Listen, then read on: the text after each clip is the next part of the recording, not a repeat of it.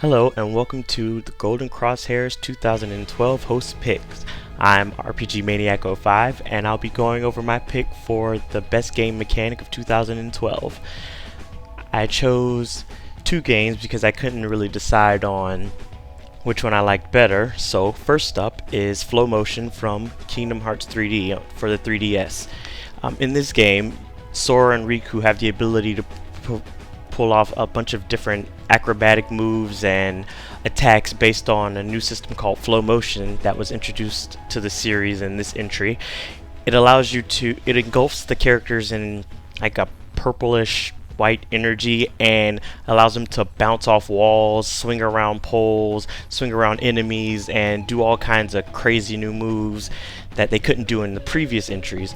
And it kind of adds that layer of flash and unnecessary battle animations, but it's a lot of fun to use, and it gives you the opportunity to make battles a lot more fast-paced and interesting when you have your characters bouncing around from enemy to enemy or using new setups that allow them to navigate the worlds faster, and you don't have to just run from place to place, so you're not just spending hours just getting from one place to the other when you're just flying around, zip lining, and just being generally all crazy and acrobatic, which was a lot of fun. So I hope this is a game mechanic that they choose to move forward with whenever they continue the series, which hopefully they'll eventually actually get to 3, but that's a topic for another time.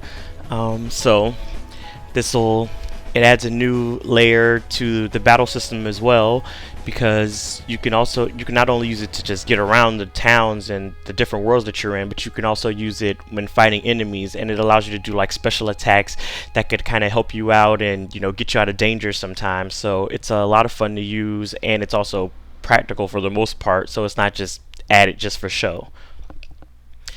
The second mechanic I chose for this year was Gravity Rush's zero gravity shifting.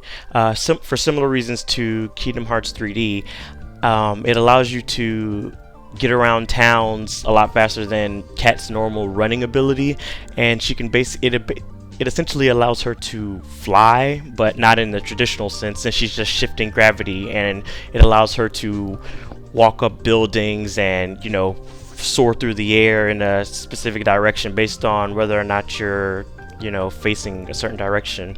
It also allows her to slide on the ground. There are actually some challenges that allow for gravity races where you actually use the gravity shifting to it's kind of like driving but on her feet. It's kind of hard to explain, but it gives her the ability to use gravity to her advantage for traveling and fighting.